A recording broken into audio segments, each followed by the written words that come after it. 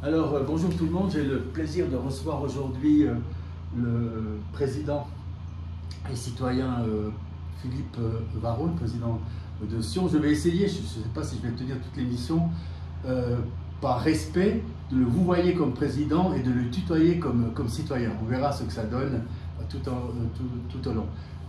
Il a apporté 3 livres avec lui. Le premier que je présente ici, 40 jours de liberté de Jean-Noël Veterval, qui vit actuellement, je crois, à Sion. Alors, c'est quoi ce livre? C'est un livre que j'ai reçu. J'ai pris 3 livres, hein, je lis volontiers. J'ai une table de nuit assez fournie en livres. C'est ma petite pause de respiration avant la nuit. Et puis, Jean-Noël Veterval m'a offert ce livre en me racontant, on va fêter dans quelques jours 80 ans en fait, d'une histoire, d'une partie de l'histoire italienne du nord de l'Italie, où en fait des partisans ont réussi à reprendre le pouvoir pendant 40 jours face aux néofascistes et nazis de l'époque. D'où le sous-titre l'éphémère République de Solà. Exactement, donc pendant 40 jours ils ont tenu, et puis malheureusement, eh bien, à certains moments, les fascistes et les alliés ne sont pas arrivés, et puis ils ont dû fuir. Et en fait, ce qui est assez intéressant dans ce livre, c'est que ces partisans ont trouvé asile soit au Tessin, soit en Valais. Donc on a créé une espèce de lien de sympathie et d'accueil. C'est un peu cette tradition suisse aussi. Et Ossola, c'est où? Ossola, c'est de l'autre côté, Domodossola. C'est vraiment cette vallée, c'est juste à côté. Donc on est des voisins, des cousins. Alors là, dans un tout autre genre, chez Grasset, ça a été publié de Raphaël Gaillard, L'homme augmenté. Alors, ça c'est déjà plus compliqué en lecture. Voilà. Donc, alors il faut des fois reprendre certains passages de fois, mais ce que j'ai retenu, et c'est Françoise Berglade, la liseuse, qui m'a parlé de ce livre, c'est qu'effectivement, on ne doit pas forcément avoir peur de l'intelligence artificielle, on ne doit pas forcément avoir peur de la technologie. Et puis, Raphaël Gaillard prend l'exemple en disant, en fait, l'humanité a fait un bond et un progrès assez extraordinaire quand elle a pu apprendre à lire et à écrire. Et en fait, on a déjà augmenté l'homme par l'écriture.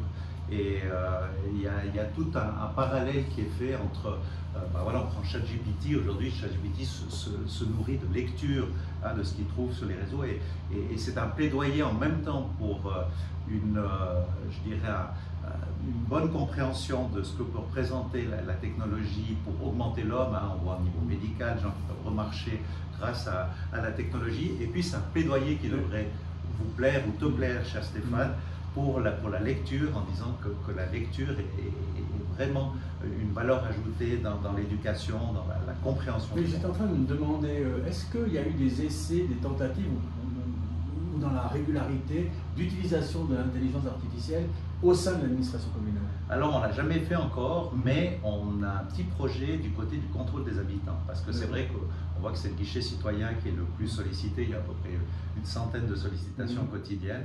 Et ça consisterait en quoi le alors processus? plus dans les notions de réponse et d'information, d'interface, je dirais, entre le citoyen et le contrôle des habitants. Mais autrement, on n'a pas véritablement aujourd'hui, mais on a un petit projet là.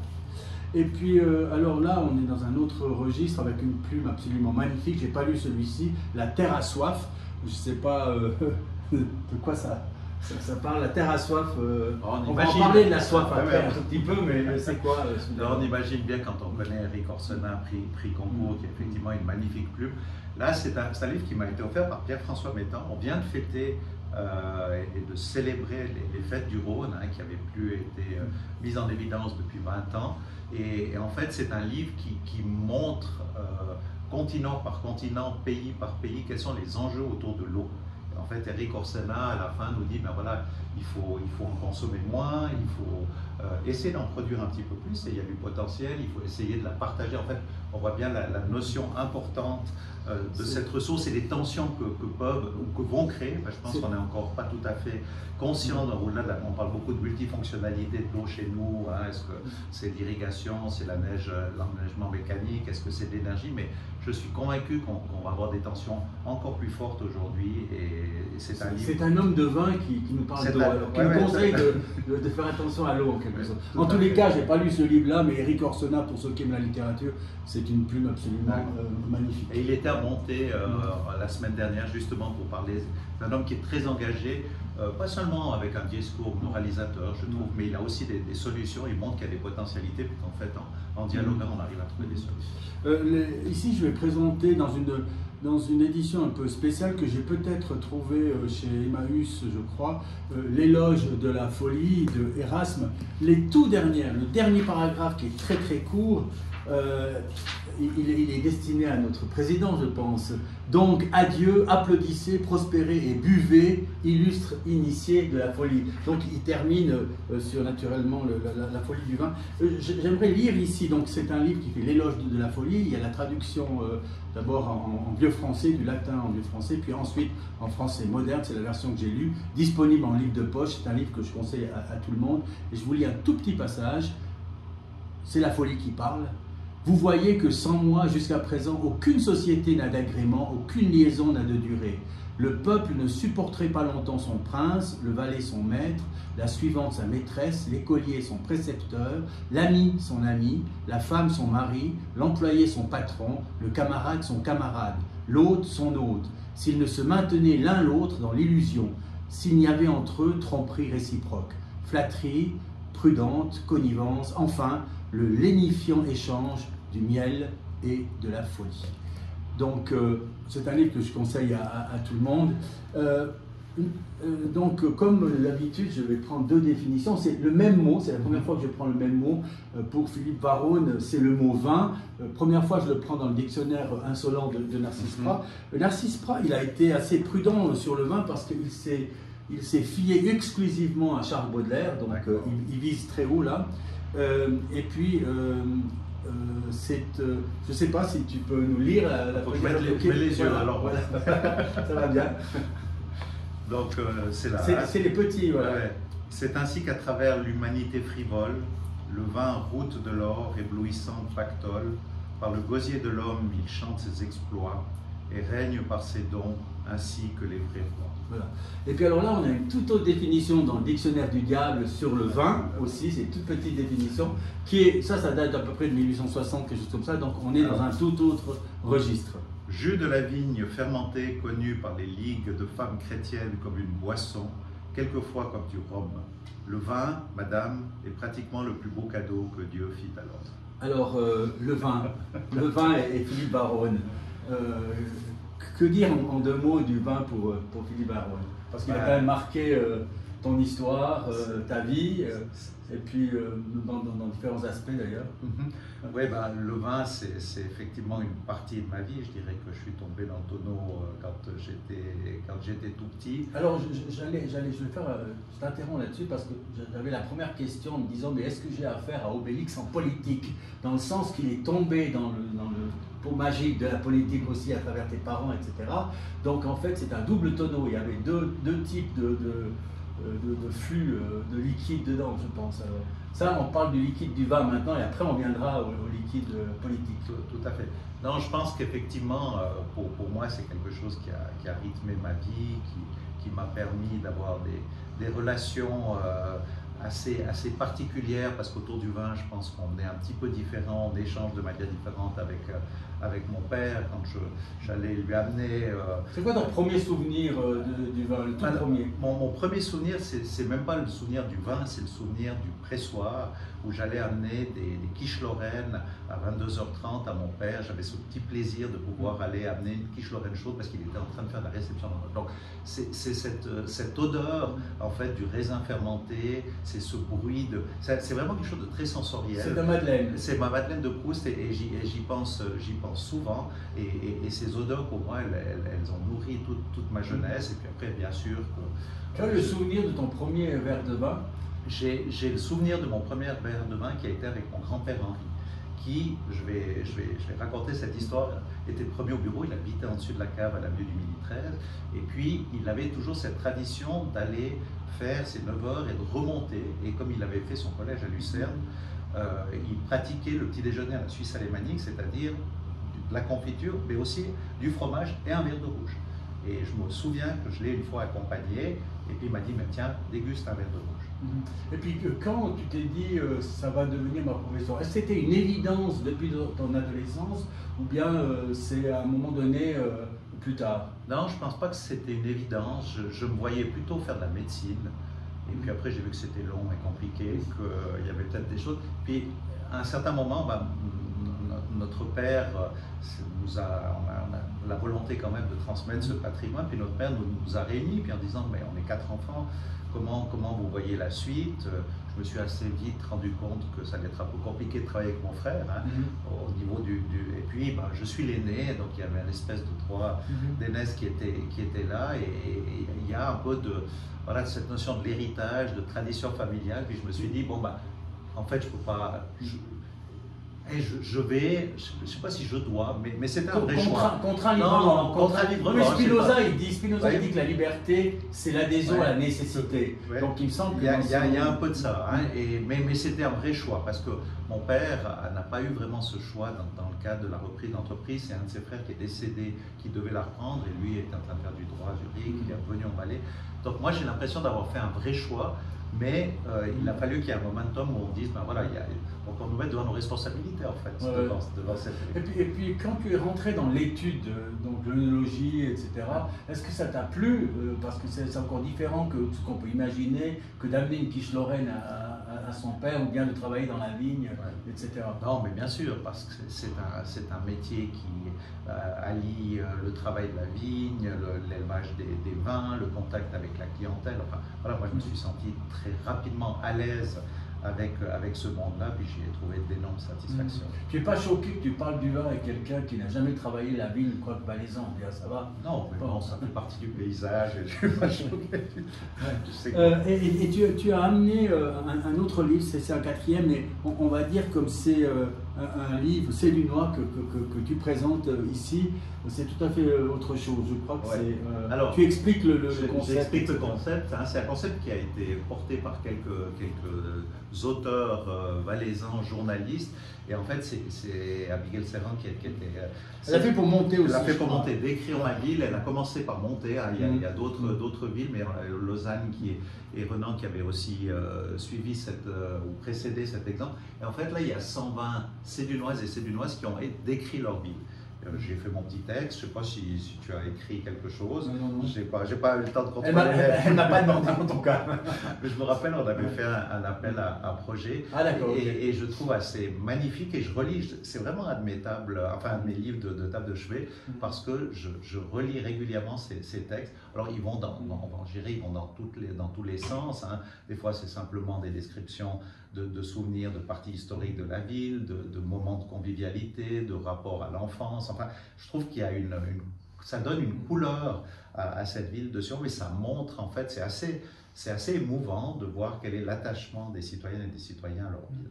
Mais est-ce que ça a été un regret, ça c'est pour faire le passage en quelque sorte viticole à la politique, même s'ils ont été incrustés en même temps, mais à un moment donné, il y a eu un autre choix que Monsieur le Président a dû faire, c'est-à-dire s'investir plus pour la ville de Sion et donc quitter l'entreprise viticole.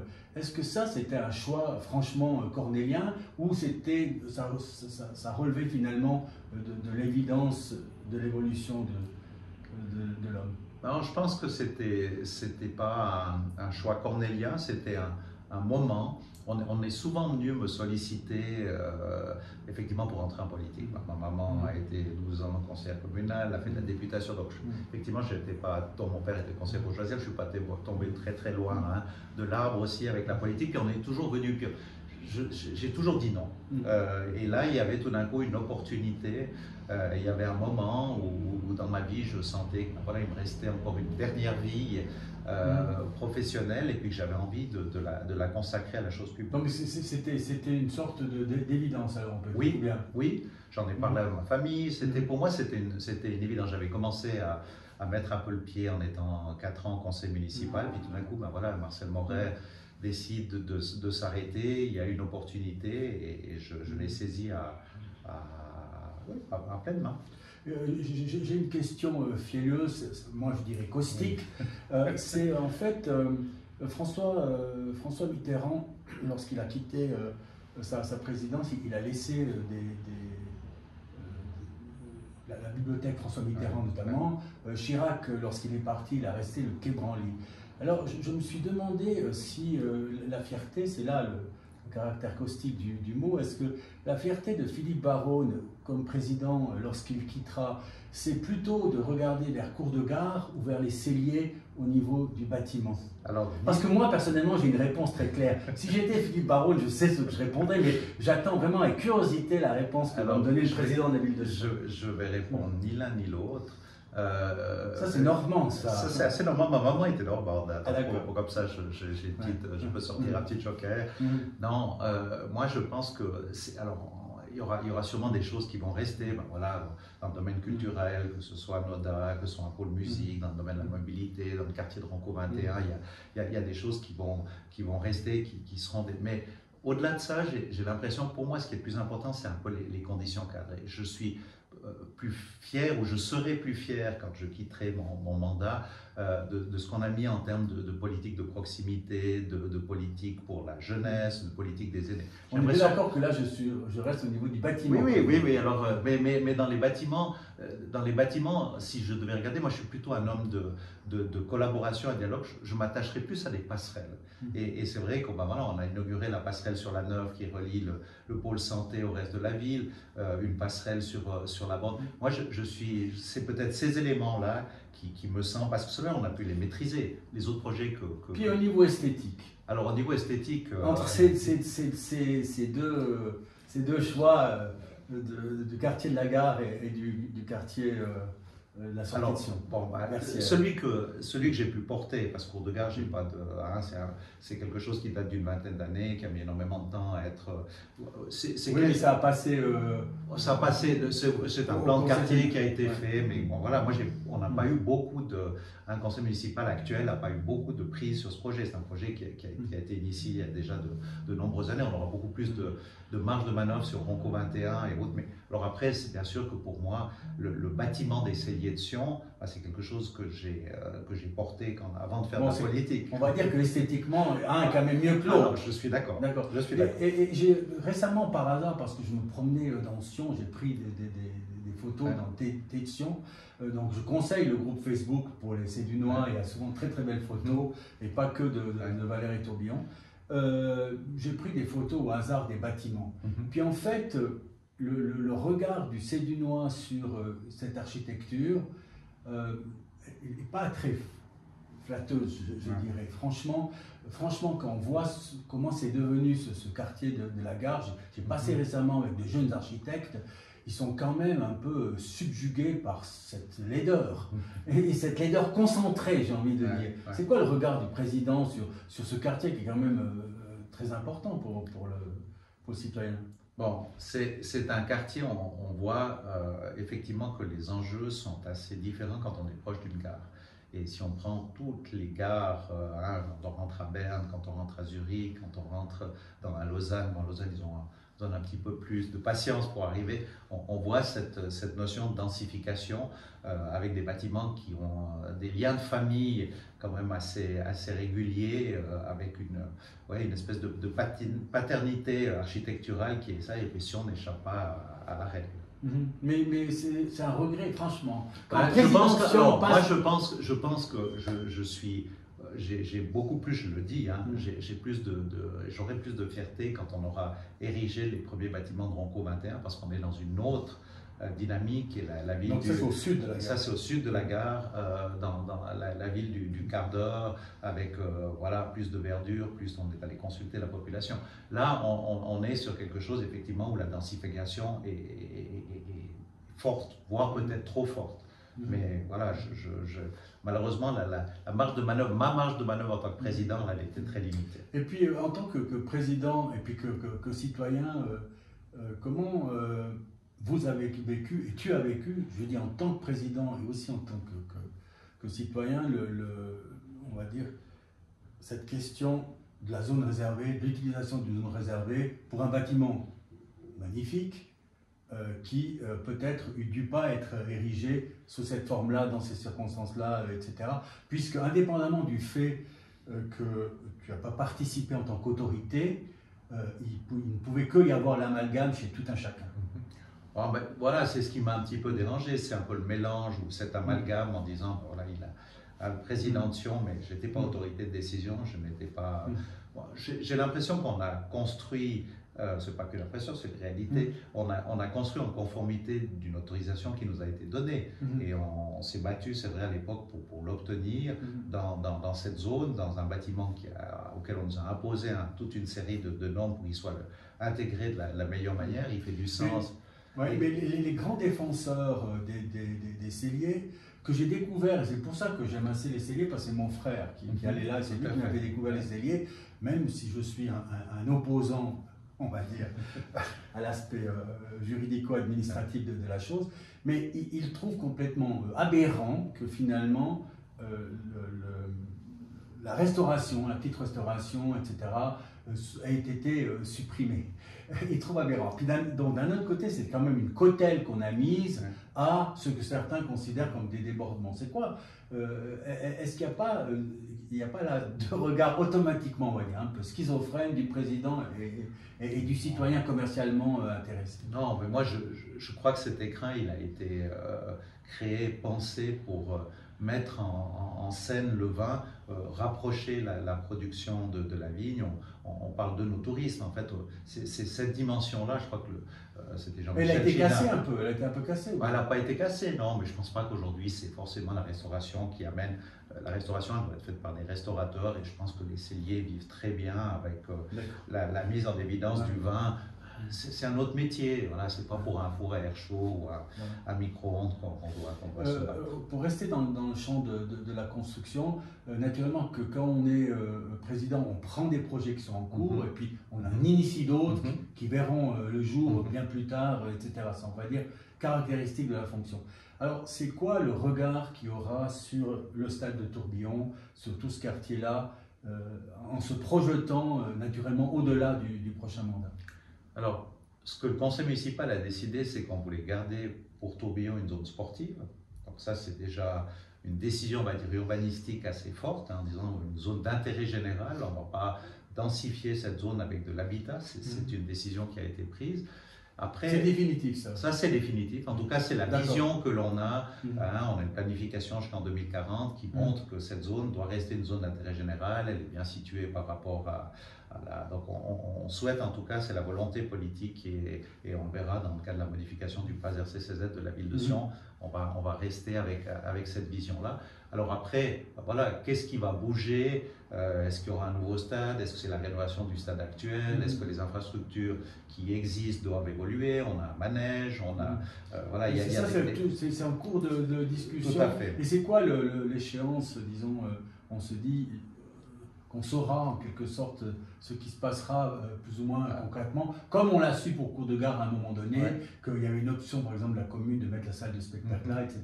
C'est quand... à quoi on peut s'attendre? La prochaine législature ou bien pas? Oui, je pense la prochaine législature. Non, c'est dans le cadre de la prochaine législature que les choses... En tout cas, j'ai l'impression que le FC Sion est assez pressé.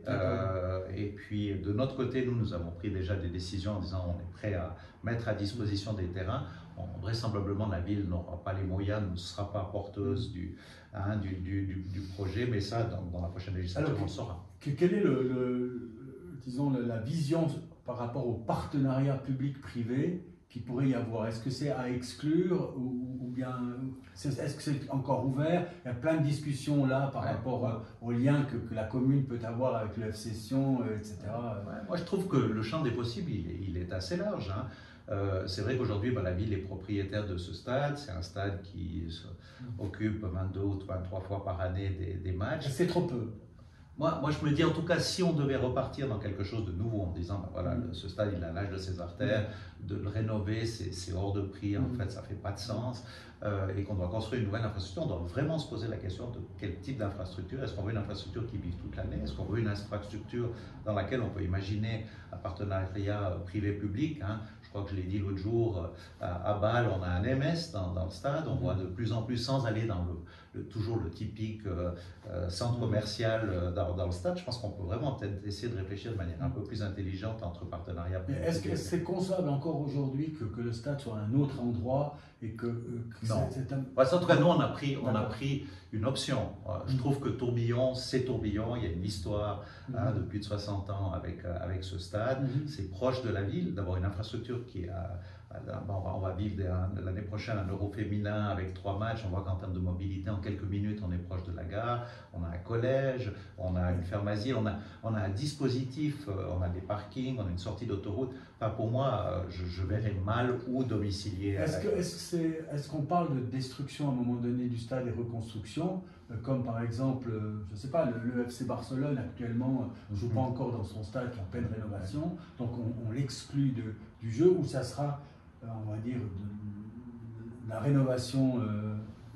Alors ça, c'est vraiment les options qui sont en train d'être étudiées. On voit à peu près tout. Et la patinoire de Gauthieron a été rénovée, refaite, tout en permettant de jouer. Est-ce que c'est quelque chose de possible si on rénove le stade?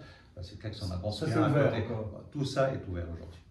Et puis le regard de Philippe Varron, citoyen, par rapport au rôle du FC Sion à Sion, puisque on va dire, j'ai participé au fait qu'il y ait encore un FC Sion indépendamment de la position de la commune. Bon, je pense que la position de Philippe Varron n'est probablement pas celle du président de l'époque, mais c'est quoi le regard à travers ces législatures de conseiller communal et puis de président par rapport à ce club?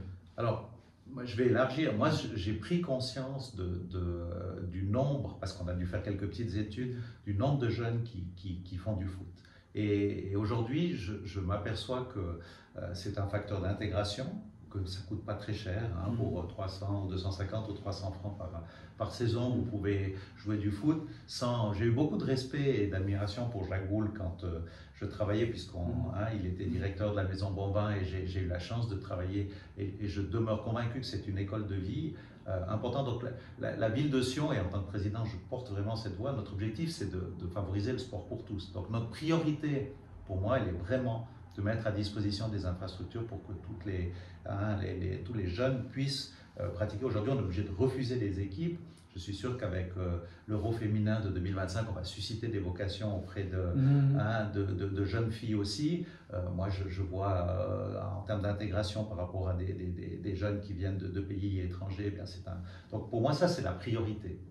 Et puis après, le club phare, le FC Sion, le football professionnel, c'est aussi un engagement que la ville prend et a pris pour tous les sports. C'est-à-dire on doit suivre, je dirais, la carrière sportive de ces clubs, et il y a un engagement qu'on doit prendre pour mettre à disposition des infrastructures de ce club. Après, le FC Sion, c'est le seul club cantonal. On réunit le haut, le bas, le centre, et puis c'est clair que c'est un club qui fait rayonner Sion. C'est quoi ta première période de conseiller communal? C'était 2008-2012. Donc 2008, on est maintenant en 2024, un certain nombre d'années qui sont passées. Donc 2012, qu'est-ce que je dis? Non, ça c'était au Conseil général 2012. 2012, donc 2012-2016. C'est quand même un certain nombre d'années. Est-ce que durant cette période-là, on a vu clairement une sorte d'amélioration des relations entre Christian Constantin et la commune? Oui, on peut dire que maintenant c'est complètement apaisé. Oui, mais bon, moi j'ai la chance de ne pas avoir vécu ce que tu as. Non, je parle pas. Moi, je parle. Mais j'exclus cette période. Oui, parce que c'est clair que si je regarde dans le rétroviseur, non, mais pour aujourd'hui, la relation avec Christian Constantin et le club, elle est bonne.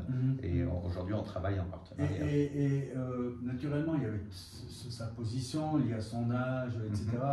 Et comment est-ce que dans la commune, on se dit non, de toute façon, ce club, il va continuer professionnellement, il y aura toujours quelque chose qui se passera au niveau professionnel, ou il y a un mécanisme conscient un peu de se dire on doit envisager toutes les possibilités, et si cette possibilité d'abandon, puisque ça a quand même été dans le flux médiatique à un moment donné, selon les positionnements qui sont pris, peut-être que là on est un tout petit peu sorti. Est-ce que la commune a considéré cette chose-là aussi, ou bien c'est un élément indifférent? Non, je ne dis pas que c'est indifférent, mais je pense qu'on doit partir du principe que ce club a une telle histoire, une telle assise cantonale. Je l'évoquais encore, que c'est un mythe, c'est quelque chose qui fait partie de l'histoire de la ville de Sion depuis plus de 100 ans. À mon sens, on doit partir dans une logique de continuité. Aujourd'hui, il n'y a pas En tout cas, est-ce que le président de Sion, il va régulièrement au Stade Oppian ou bien pas? J'y vais, hein, donc on a quelques places et on partage un match sur deux. Je suis là, je partage un match avec le service des sports et puis un autre match. Ça me donne l'occasion d'inviter, quand les matchs vont mal, j'invite l'évêque et le pasteur. Et puis quand.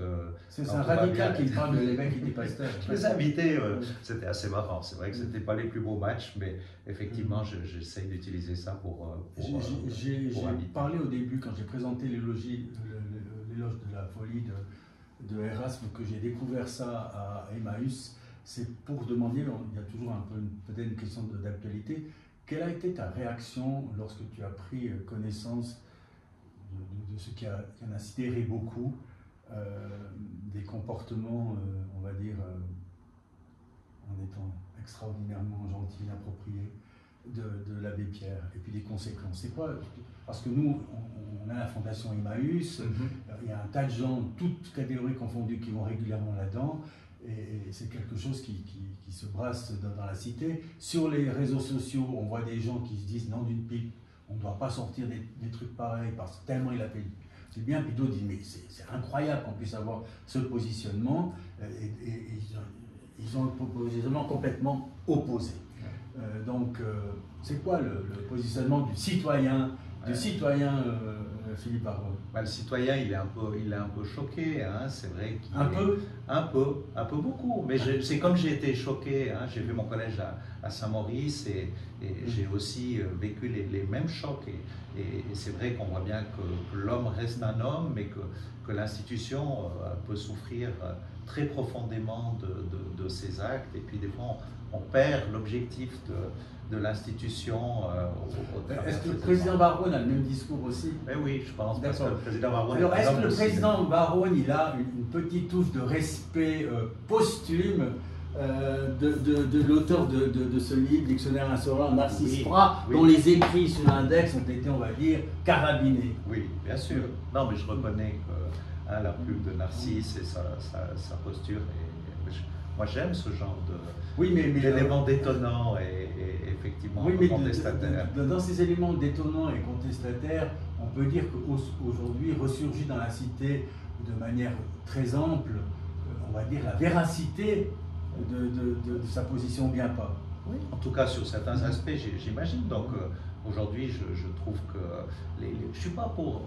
Je crois que tu as évoqué la notion du miel, hein, le côté un peu lénifiant tout au début dans cette définition, ou je crois que c'était dans l'éloge de la folie qui parlait de ça. Mais moi j'aime le piment, j'aime le sel aussi, et je crois qu'on doit reconnaître que c'est ce qui fait la saveur de la vie.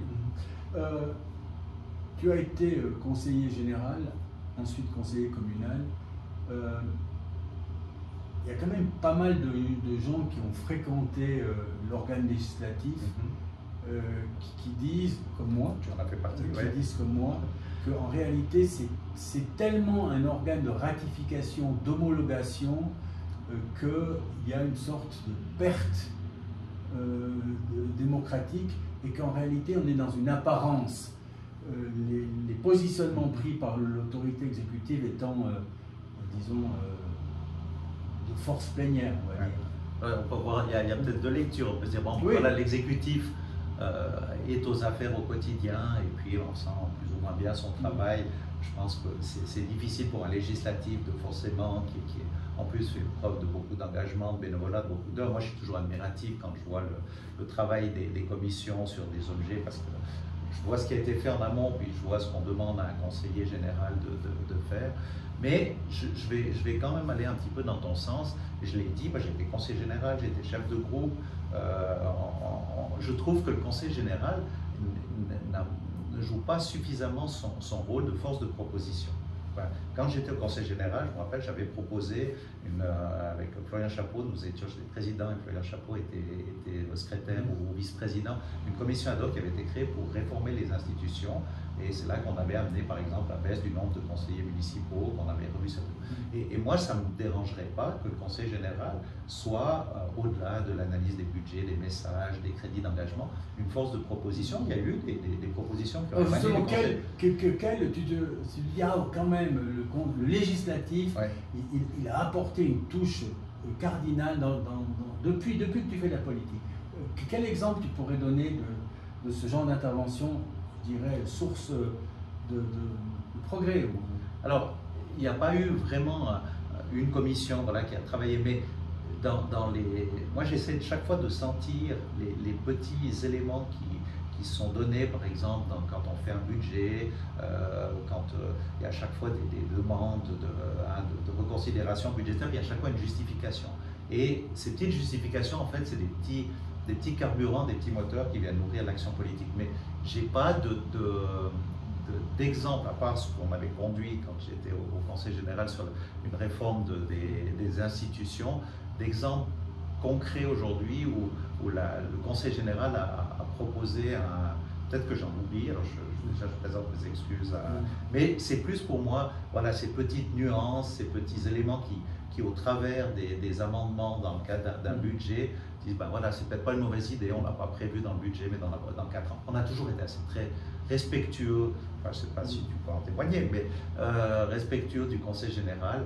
Des fois on dit non, ou la forme fait qu'on dit non, mais sur le fond, on peut s'avérer d'accord et puis on peut prendre ces éléments. Si je devais prendre un seul exemple, parce qu'effectivement le terme respectueux il est tout à fait correspond au débat, etc.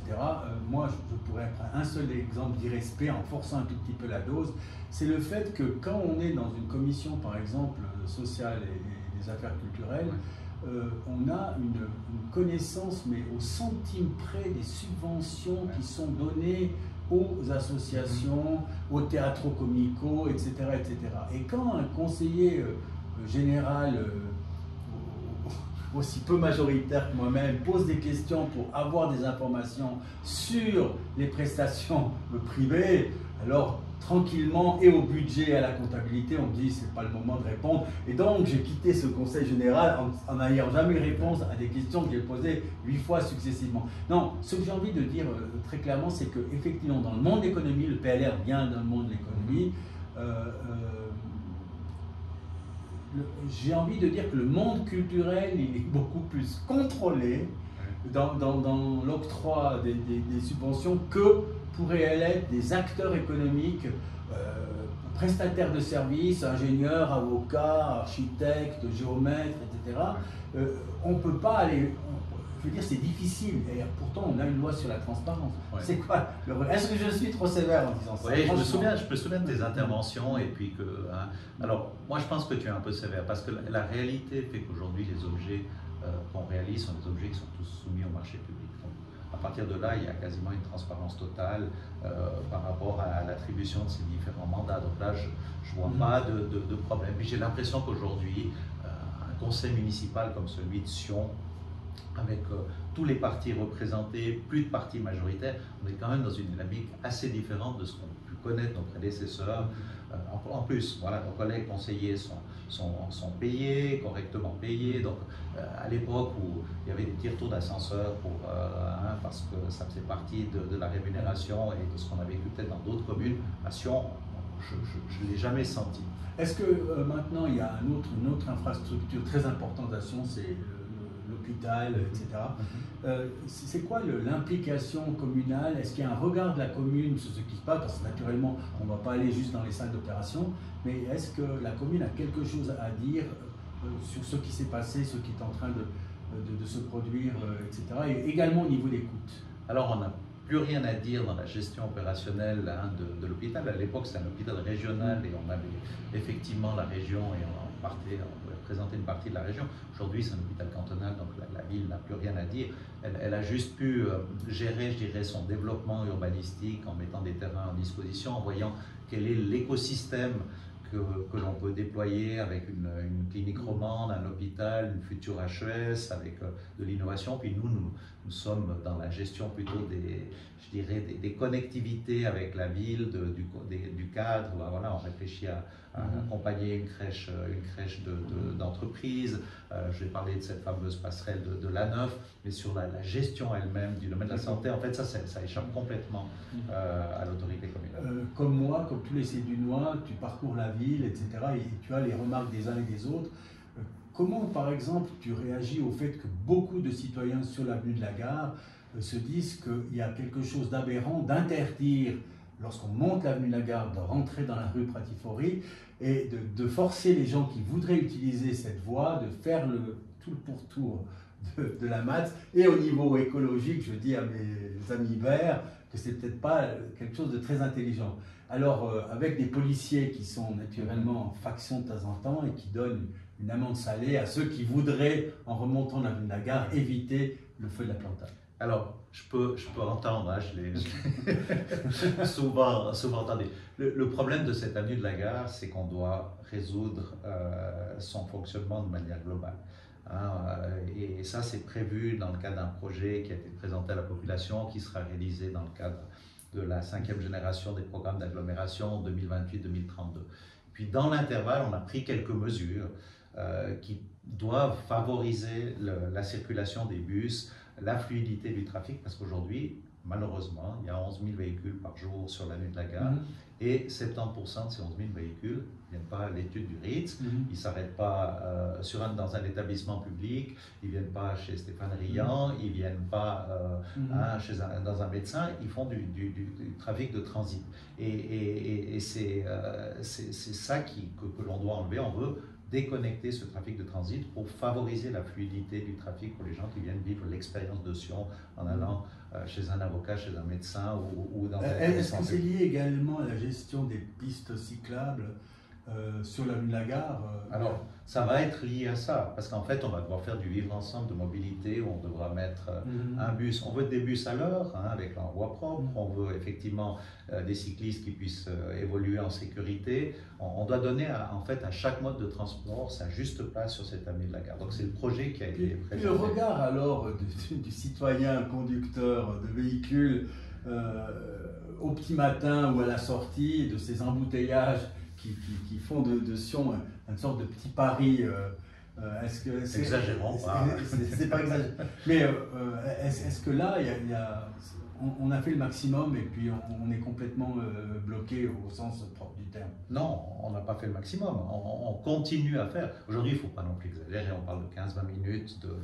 Mais j'évoque vraiment cette notion du trafic de transit aujourd'hui qui pollue complètement le cœur de ville. On a des axes, une ceinture autoroutière qui permet de déployer et de développer le trafic de manière différente. Après, on doit peut-être changer certains comportements. C'est vrai que la ville, elle aussi, a une certaine cohérence. On investit chaque année pour améliorer les cadences de bus. Donc à un certain moment, il faut que les gens quand même utilisent ces bus de manière cohérente. On essaie de favoriser justement la mobilité douce avec des pistes cyclables. On essaye de pouvoir montrer aussi que la ville de Sion est déjà une ville au quart d'heure. Quand on va du nord au sud, de l'est à l'ouest, en un quart d'heure, on peut se déplacer. Donc on doit aussi changer certains comportements et certains gros employeurs. Je crois que l'État a enfin accepter un plan de mobilité, il n'est pas... Alors, celui qui descend, par exemple, disons, de Val des Reins, c'est quoi le comportement exemplaire du citoyen? Parce qu'on est bien d'accord qu'on aura toujours des gens qui viendront en véhicule privé, depuis Evolène, puisqu'il y a des gens qui travaillent depuis Evolène, qui descendent, qui font leurs 20-25 minutes jusqu'à Sion. C'est quoi le comportement exemplaire de celui qui travaille à l'administration cantonale en plein centre de Sion, par exemple, au bâtiment de la Planta? Alors, s'il descend du Val des Reins, il devrait s'arrêter aux Échutes. Il a un parking gratuit qui est là. Prendre soit aller à pied, soit prendre son vélo qui a été sécurisé dans des locaux idoines pour se rendre jusqu'au cœur de ville, ou à ce moment-là prendre un bus qui chaque 10 minutes l'amène. Et puis ce bus ou ce vélo devrait être financé par l'État, parce que ça fait, ou en tout cas une prise de participation par l'État pour pouvoir financer un plan de mobilité. Et celui qui vient de Savièse? Celui de Savièse, il pourrait faire à peu près la même chose. Et ce garou? Alors, il pourrait se garer soit aux Échutes, soit aujourd'hui, on a 2 parkings P+R à l'est et à l'ouest de la ville. C'est clair que les Échutes sont peut-être le parking qui est, en passant par le tunnel, le plus proche pour le pôle saviézin. Et puis alors, est-ce qu'à un moment donné, le président Philippe Barrault a hésité à se représenter pour ce 3e mandat pour les élections d'octobre?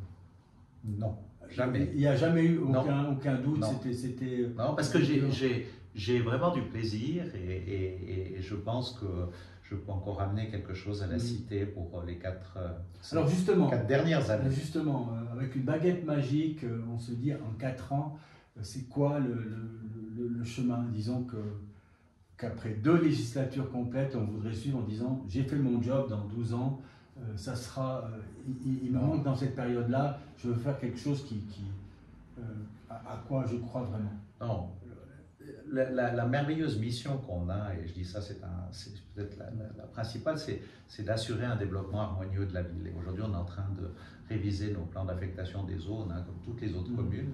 Et moi, je pense que ça va être quand même le gros travail de la prochaine législature, c'est de dire quelle activité on place au bon endroit, comment on essaye de qualifier ces éléments-là. Et puis c'est clair que pour moi, un des projets qui me motive aujourd'hui, c'est par exemple ce projet de Ronco 21, où vous avez aujourd'hui ces 60 hectares d'une zone mixte, demain, d'une zone industrielle, demain qui va devenir en zone mixte avec cette ville. Le nombre d'étudiants planifiés pour cette zone, en gros.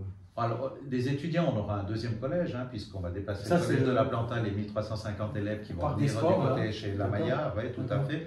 Et puis après, moi, je pense que c'est cette boucle vertueuse. On investit beaucoup dans la formation, on investit beaucoup dans l'éducation. Puis après, il faut aussi qu'on soit capable de pouvoir accueillir des entreprises pour avoir un petit peu de manne fiscale et continuer à développer cette ville. Et au niveau du logement, tu as une idée? Alors, on a le potentiel de Ronco 21, on parle de 5 à 10 000 emplois habitants. Donc, on a une certaine souplesse. Est-ce qu'il y a de la proportion entre emploi et habitants? Mais c'est vraiment un potentiel de développement de la ville important.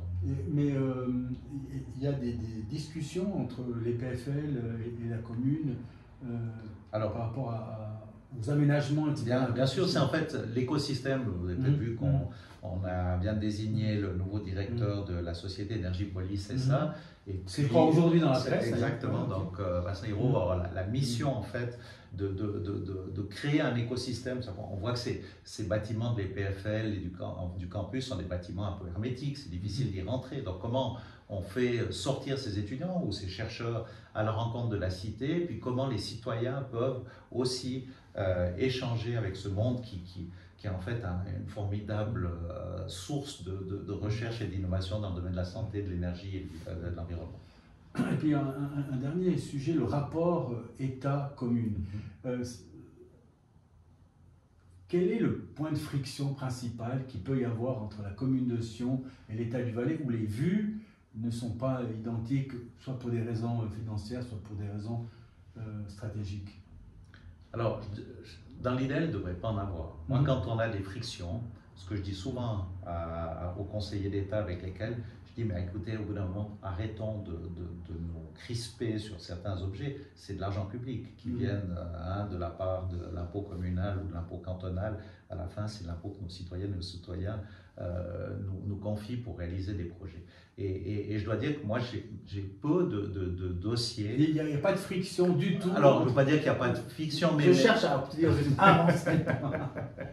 Non, il n'y a pas de friction particulière. On a la chance d'avoir un bon rapport avec le Conseil d'État. Donc, avec les 5 départements, l'État du Valais. Si j'essaie de regarder, si je les prends très rapidement, c'est vrai qu'avec les 5 conseils d'État, on a des thématiques différentes. Il y a des choses qu'on a moins comprises. Ben voilà, la posture, je le dis peut-être, du Conseil d'État sur l'aéroport, par rapport à la ville, voilà, par exemple ça. Bon, ça c'est un exemple public. Ça c'est un exemple public, je peux le donner, mais autrement, j'ai l'impression qu'on a toujours trouvé des solutions. Je prends l'exemple du pôle musique, hein, qui sera aussi une réalisation qui est concrétisée maintenant et qui fait partie de ce que le conseil municipal a fait dans la dernière législature. Ben, voilà, c'est un bâtiment qui appartenait à l'État. L'État, à un moment, s'est dit on va vous le vendre à la ville, mais je dis s'il faut racheter encore 25 millions ce bâtiment, plus les transformations. Là, on parle de quel bâtiment? C'est le bâtiment de l'ancienne HES, l'école des Marianistes, où on a l'EJMA, les lieux conservatoires qui se regroupent. Ils sont utilisés comment actuellement? Alors maintenant, c'est un pôle musique. En fait, toutes ces associations sont mises ensemble, et puis ça, je trouve que c'est très intelligent, et exploitent ces bâtiments qui ont été rénovés par la ville et le canton. Et en fait, le canton a dit au bout d'un moment, mais c'est vrai que ce bâtiment, on l'a payé, on l'a amorti, mettons-le à disposition de la ville sans forcément le vendre, on en reste propriétaire, et puis comme ça, la ville a les moyens de pouvoir le rénover de manière sage, projet qu'on n'aurait peut-être pas pu réaliser si on avait dû acheter. Enfin, je trouve que ça, c'est assez intelligent dans le rapport. Donc on est assez créatifs malgré tout entre nous. Un des points principaux, disons, où l'index est assez attaché, c'est au monde de la culture. Oui. Est-ce que la commune de Sion, quand même une commune assez à l'aise, etc., est-ce qu'elle en fait assez dans le monde de la culture? Alors je pense qu'elle peut en faire plus, elle doit vraisemblablement en faire plus. On va déjà en faire beaucoup plus avec NODA et notre salle de concert. Hein, dans le budget 2025, on va proposer au Conseil général, on verra quasiment un doublement des subventions culturelles par rapport au soutien. Mais c'est sûr qu'aujourd'hui, je trouve c'est une législature où on a beaucoup travaillé sur la culture, entre le pôle musique, entre NODA. On va encore travailler dans les prochaines années sur tout ce pôle muséal et culturel autour de la place des théâtres, avec le spot. Il y a quand même passablement de choses, et quand on voit la diversité d'un été culturel sédunois musical, mais c'est sûr qu'on peut en faire plus. Au niveau de la dispense des subventions, c'est mieux de les concentrer sur des gros projets pour l'image de la ville, ou on va dire de les disséminer un tout petit peu partout dans les différentes associations. Est-ce qu'il y a toujours ce conflit très marqué entre ces deux pôles Il y a une politique culturelle aussi qui a été mise en place jusqu'en 2035. Puis, en fait, un des postulats de départ, c'est de dire on veut garder une diversité culturelle. On ne va pas se concentrer uniquement sur un type d'art, on veut garder une certaine diversité. D'un autre côté, on voit bien qu'aujourd'hui, si on veut garantir aux différentes institutions un peu de professionnalisme, parce que voilà, on doit encadrer les artistes, on doit aussi encadrer les gens qui font vivre ces différents lieux, il faut professionnaliser, donc il faut augmenter la... Mais on ne doit pas oublier le cœur mix, on ne doit pas oublier la création, et on essaye dans une pesée d'intérêt, au nom de cette diversité, de garantir un petit peu cette attribution. La politique de l'arrosoir, je pense qu'elle n'est jamais efficace, mais par contre, il faut reconnaître aussi qu'on a énormément de bénévolat, énormément d'engagement dans le domaine culturel, puis on doit aussi soutenir ces éléments-là, pas que le professionnel. Pour terminer cette discussion, 2 points. Le meilleur souvenir du président et le pire souvenir de ces 2 dernières législatures, si tu devais caricaturer ces moments.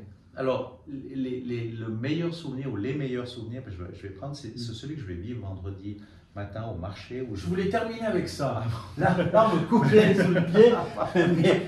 Donc j'ai appris qu'à la taverne, tu allais même au fourneau. Et ça, je trouve que pour donc, moi, ça c'est vendredi matin à 11h30, non, devant l'hôtel de ville. Devant l'hôtel de ville. Avec la taverne cette année. Chaque année, c'est le restaurateur qui a été le mieux noté dans le cadre de la fête du goût. Et pour moi, ça, c'est un cadeau, c'est le plaisir. Je mélange un peu tout ce que j'aime, la passion du vin, de la cuisine. Je voulais terminer par ça, mais c'est pas... on invite donc les Sédunois à prendre une raclette. Alors, ce ne sera pas une raclette, ce sera autre chose. On dévoilera la recette d'ici. Je dois travailler encore plusieurs nuits pour préparer ces petites portions. Mais voilà, ça c'est... Et puis alors, le regret, un souvenir difficile, mais qui est peut-être moins pour moi, mais plus pour cette petite commune de Vaisonna dans le cadre de ce projet de fusion, voilà, qu'on n'a pas réussi à faire passer auprès de notre population. Ça, c'est un moment peut-être qui était un peu moins agréable. Et que dis-tu à ceux qui, comme moi, ont voté à l'opposé?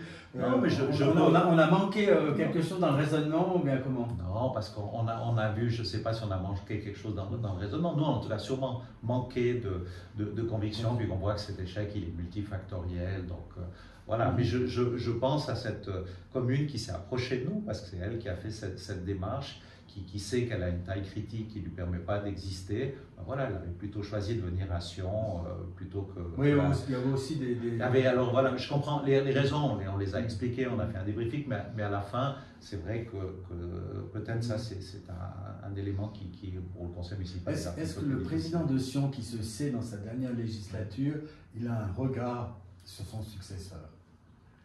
C'est une vraie question et je me la pose.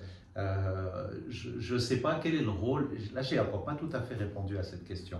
Parce que je me dis, on doit quand même assurer un peu au-delà des partis politiques. J'ai l'impression qu'un président, quand il part, il doit partir quand même en ayant, est-ce que c'est assurer sa succession, ou en tout cas donner les meilleures chances au conseil de pouvoir fonctionner. Et je trouve que quand des gens partent brutalement comme ça, sans avoir préparé la suite, je ne suis pas sûr que pour l'institution ce soit bien. Mais je le dis, donc voilà, moi je ne sais pas qui seront mes 8 autres collègues si je suis réélu le 13 octobre déjà prochain. Et puis après, ben voilà, je pense qu'il faudra préparer ensemble ma succession.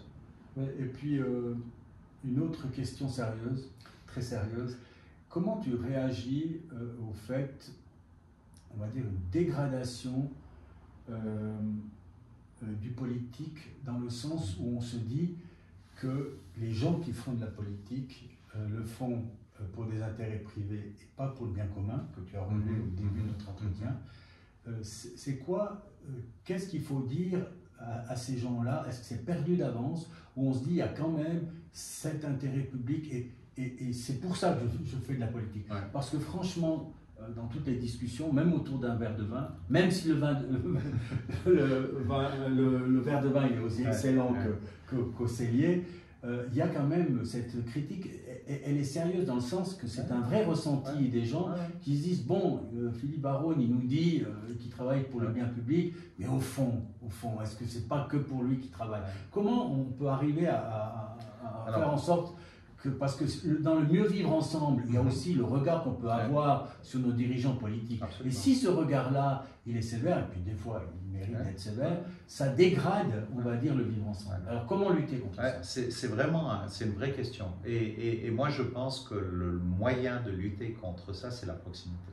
C'est vraiment d'aller à la rencontre. On a mis en place des rencontres citoyennes depuis 4 ans, je crois, où on va à la rencontre des quartiers avec une politique de proximité. Et moi, je trouve que cet échange, il est souvent très nourrissant. Il montre aussi voilà, la capacité d'écoute de l'autorité, sa capacité d'offrir des solutions. Pas toujours, on n'y arrive pas. Mais moi, je pense que c'est vraiment dans ce dialogue et cette proximité. Moi, j'avoue franchement que de rester dans ma tour d'ivoire de l'hôtel de ville, c'est la plus mauvaise posture ou attitude que j'aurais. Au contraire, d'aller à la rencontre des citoyens. Puis on voit que de temps en temps, on prend des coups de griffe, mais de temps en temps, en plus, on a un formidable carburant qui est le petit merci, qui est la petite reconnaissance. Donc moi, je crois que c'est vraiment cette notion de proximité qui permet de faire en sorte que... qui permet vraiment d'aller prendre le pouls. Puis on voit qu'aujourd'hui, tout grand projet nécessite de la participation. Et qu'est-ce qu'il pourrait écouter comme musique ce soir tout seul dans sa chambre, Philippe Baron, que je pourrais mettre à la fin du... Je suis allé, j'ai cette musique qui tourne dans ma tête actuellement. Laquelle? C'est Didon et Aîné de Purcell, c'est l'ouverture opéra qui est en train de se donner à Chandeline. Et voilà, ça m'habite un petit peu. Et autrement, alors, quelque chose qui me fait un plaisir incommensurable et régulier, puisque je chante de temps en temps au chœur grégorien de la cathédrale. C'est le chant grégorien. C'est ma Madeleine de Proust aussi, parce que ça me rappelle ma Scola, mais c'est aussi un élément très, très apaisant. Alors, merci pour ce moment, Philippe Baron. Merci Stéphane.